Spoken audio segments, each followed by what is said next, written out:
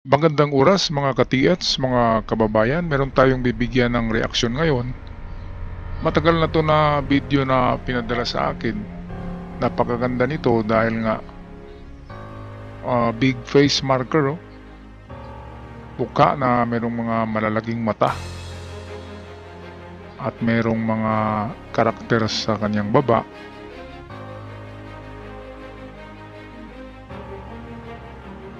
Ayan, oh. Ang lugar na ito ay sadyang inukit yung mga bato. Merong parang ulo ng ibon sa ibabaw nito. At ang hindi lang natin nakita dito ay ang likuran. Kung anong meron sa likod nito. Baka meron pang napaka-importanting marka. Kaya ang ating analysis ay very partial. Pero baka makadagdag ito sa inyong sariling analysis din dyan. Kasi walang imposible sa gabay ng Panginoon, no? Kapag igigiya kayo dyan, kung saan kayo pupunta, ay ito yung sinabi ko na parang ulo ng ibon. Walang imposible sa Panginoon kung kayo ituturo sa kung saan. Pero kapag ganito na mga big boulder marker, yung malalaki talaga, karamihan yan, merong isang item na nasa loob ng malaking bato. Pwedeng nasa gilid lang yan. Karamihan yan ay sa likuran nilagay nila. Halimbawa, itong ulo ng ibon. Susundan mo yung tinuturo ng ulo ng ibon ay ito yun. Ang tinuturo ay itong malaking kahoy na may butas. Mamaya atin bigyan ng ano yan. Balikan natin yan. At meron ding hagdanan na sinabi na 7 kabaitang o 7 baitang. Kaya ang site na ito, hindi ito hindi ito yung sinasabing small stash or quick deposit. Hindi ito yung minamadalian. Hindi ito yung minamadali sa pagtago sa pagtago ng mga yaman kasi may time pa sila na mag-ukit ng bato. So inukit nila ang ibang bato diyan mga kababayan, mga ka-TH. Kaya medyo matagal-tagal silang naka-standby dito yung mga Hapon. Siguro nasa 1 linggo sa bundok na to. So ito yung nakaharap sa doon. Yung bato sa unahan, yun yung mukha na nakaharap dito sa hagdanan. Kaya nga meron tayong mga vlog na treasure sa hagdanan. Maraming nakakuha dyan, dalawa na sa nagsabi sa channel ko na nakakuha daw sila sa hagdanan. Kaya baka totoo, di ba?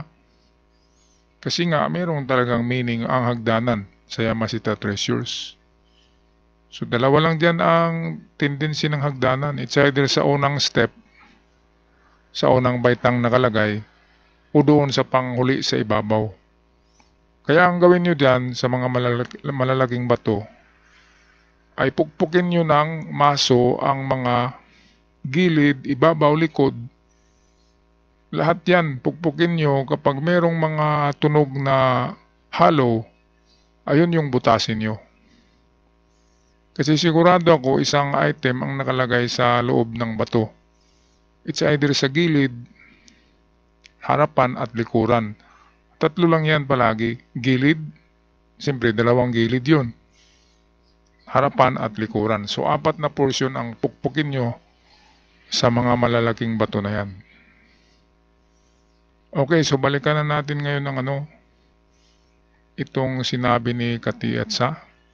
Pakinggan muna natin si Katiets. Anong high-tech? Ito naman po kami at sana po tayo po ipapa-analyze sa mukhang ito. Yan po ang laki ng batong ito. Ito po isang mukha. Ayan po, Katiets. Kaya lang po hindi po namin alam ang ibig sabihin po nito. Ito po meron siyang sign na arrow. Ito po yung arrow na ito. Yan. Tapos may 3 butas po dito. Ayan, Katiets. So, hindi po namin alam kung ano ibig sabihin nito, katiits. Napakalaki bato po ito. Parang hugis barko. Tapos yan po sa taas ay sa heart po ba yan or curvy. May mga butas din po yan sa gilid, katiits. So, tulong po kami ulit sa iyo na sana po ay ma-analyze itong batong ito. Tapos may mga butas po sa gilid. Ayan po. Ayan, katiits. Sa ilalim po nito ay sapa. Yan, sa ilalim ng batong yan. Gusto po sana namin tanggalin itong mga nakapile na bato dito. Okay, so dito tayo dito. Importante ito yung tinuro yung mga nakasalansan na bato diyan.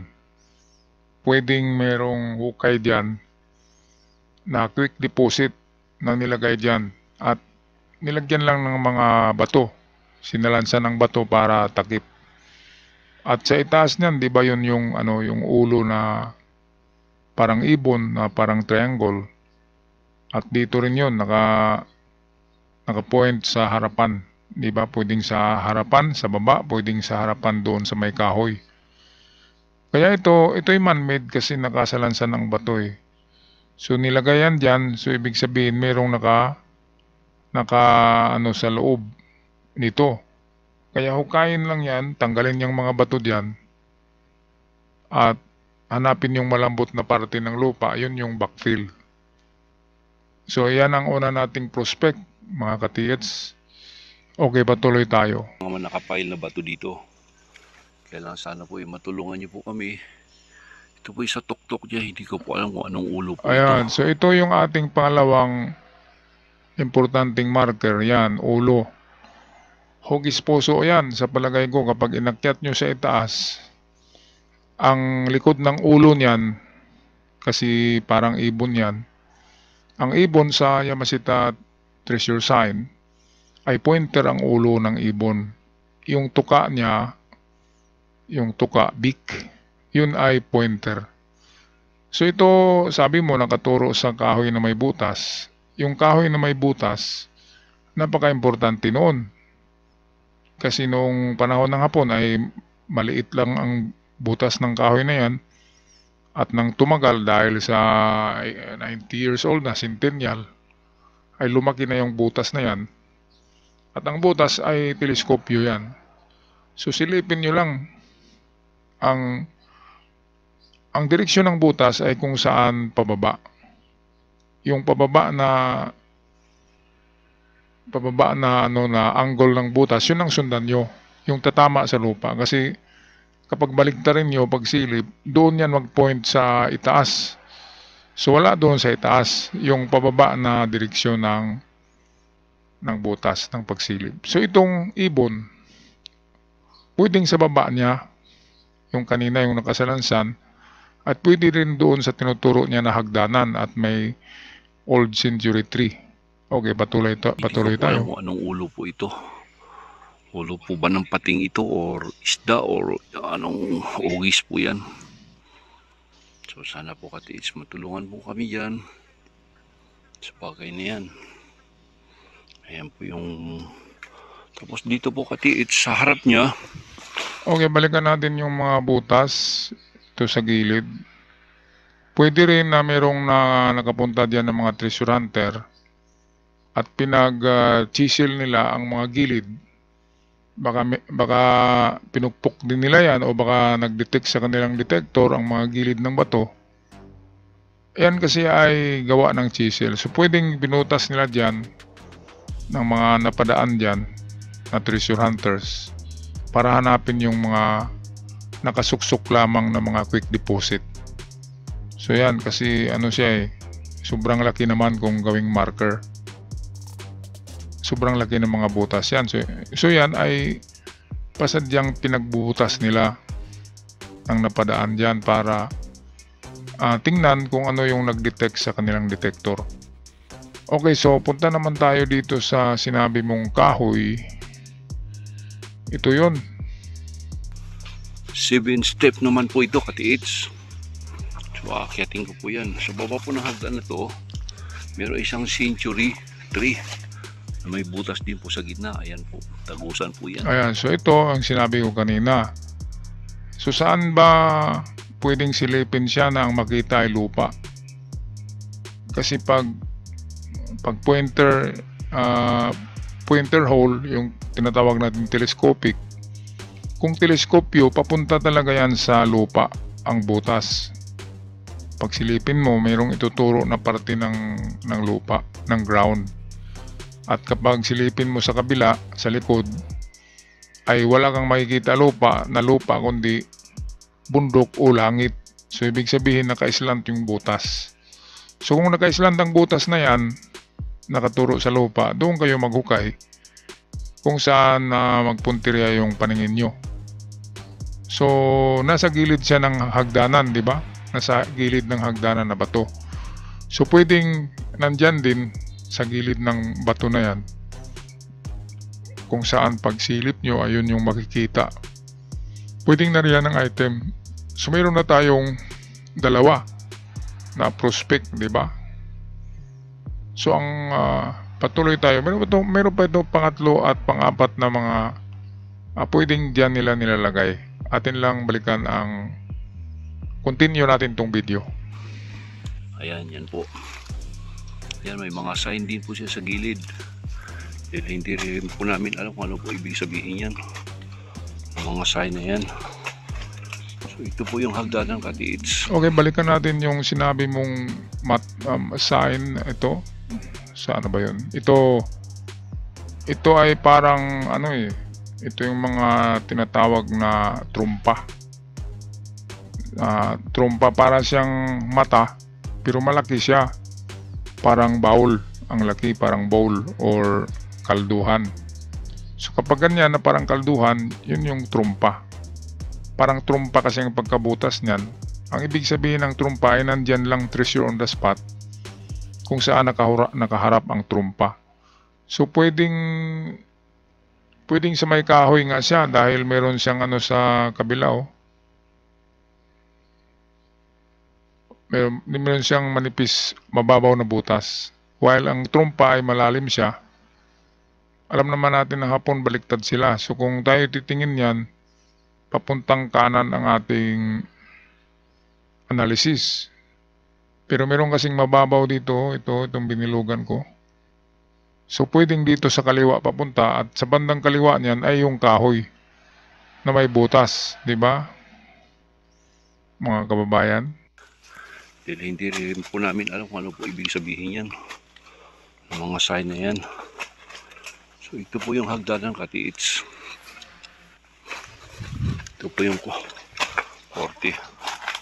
Ayan po siya, katiits. First step, second step, pangatlong step. Okay, so merong 7 steps ba to? Okay, tingnan mo natin ang hugis niya. Sandali lang. Iba kasi na pagkahagdan to, hagdanan lang tingnan pero hindi talaga siya yung hagdan na ginawa, parang natural na hagdan to. Ayan, so merong 4 na baitang galing mismo sa kinatayuan. So sabi ko kanina, ang hagdan ay dalawa lang ang tingnan, ang pinaka first step at din yung pinakaibabaw na step. So pukpukin nyo lang maso ang pinakaibabaw niyan. Kung medyo flat, pukpukin nyo. At yung unang baitang, unang step na sinasabi, ay kapag malapad, pukpukin nyo rin yung malapad na area. At kapag may tutunog, malakas na pukpuk ng maso para mabutas. Kapag nakapatch lang ng simento, nabubutas yan. Mayroon na akong 3 na nadaanan na ganyan. Pero recovered na, Nalaman natin yan dahil malalim ang butas hanggang siko. And then kakasya ang size ng bareta. Yun yung mga tinatawag na quick deposit na pinapatch lang sa mga gilid ng bato. Okay, patuloy tayo sa video. 4. 5. 6, pang 7 po. Okay, 7, parang hindi malapad ang 7. Parang ulo pa rin siya ng hayop na katulad ng nasa harap niya. Pang 7 po. So ayan po. At nakaharap po doon sa mukha. Ayun, so nagharapan sila, no? Yung hagdan nakaharap sa mukha, mukha nakaharap sa hagdan. Kaya pwedeng nagpasahan lang sila. So isa doon sa may mukha, yung nakasalansan ng mga bato. At isa rin dito ang hanapin nyo sa may hagdanan. So dalawang quick deposit ang ating nakikita diyan. Ang pangatlo niyan ay hindi na natin malalaman, nakabaon na yan sa sa lupa. So triangulation na yan. Tingnan nyo ang left and right. Mag-imagine kayo ng triangle na linya, left and right. At nakatungtong kayo dito sa ibabaw ng hagdanan. So parang cross lang siya. May guhit na imaginary na cross. At yung dulo ng mga cross, yun yung may laman. So yun yung direksyon ng compass, north, south, west, east. Ang mga dulo ng mga direksyon ay pwedeng nilagyan ng load. Load o laman. Okay, so malapit nang matapos tong ating video. Balik tayo. At it's pababa po nito. Ayan.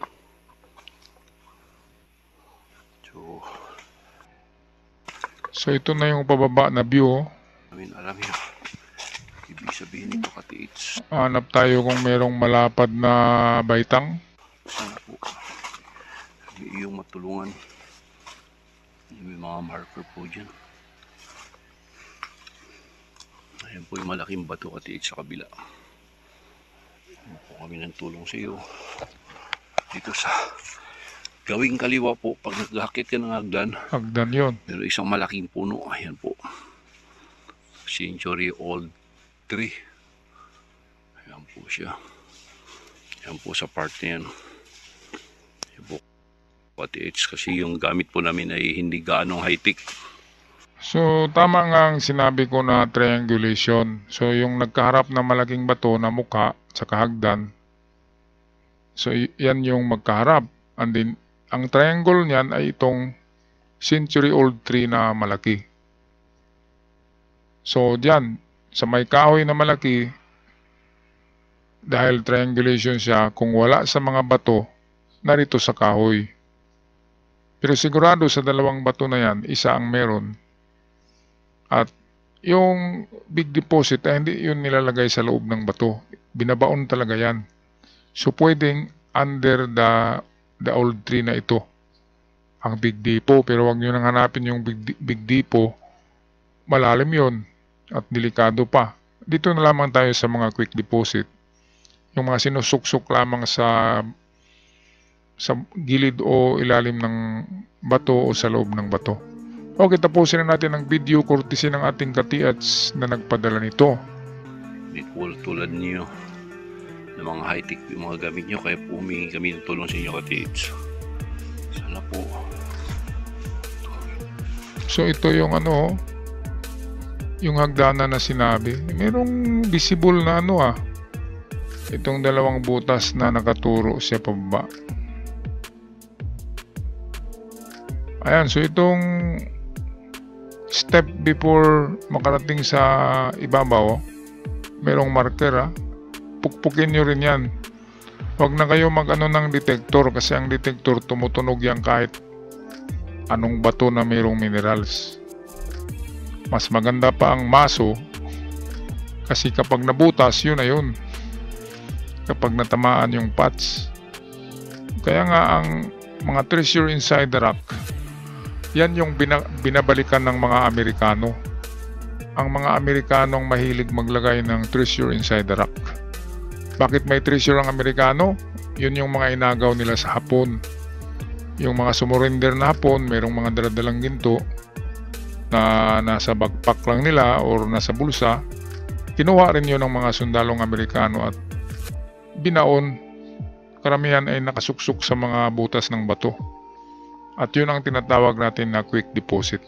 At malalaman nyo kung Amerikano ang may-ari ng treasure kasi ang kanilang mga marker ay mga litra. Litrang American alphabet. Katulad ng litrang D, litrang E, litrang T, litrang F, litrang M, litrang W. S lang yata ang hindi minarka sa bato eh. Halos lahat ng litra minarka nila sa bato. X, O, di ba? B, R, minarka yan. At ang hindi ko nakita ay S. Bakit kaya hindi sinama ang S, no? Halimbawa sa 7KD, di ba? KD meron. American alphabet yan. Kaya palaging narinig natin sa mga kwento ng recovery na mga Amerikano ang bumabalik at ang item ay nasa loob lamang ng mga bato na hugis square na bato, hugis bilog, hugis triangle. And then may mga litra yan na American alphabet na tinatak sa bato. Alright, so kung magpaalam na mga katiyats, mga kababayan, maraming salamat. At sa may-ari ng video ay sana swertihin kayo. Humiling lang kayo sa ating Panginoon ng tulong. At kapag kayo i-guide ay kahit walang gamit na detector ay matagpuan nyo yan. Maniwala lang kayo mga katiyats. Hanggang sa muli, paalam at shout out sa lahat ng ating mga katiyats sa iba't ibang panig ng Pilipinas. Hanggang sa muli, paalam.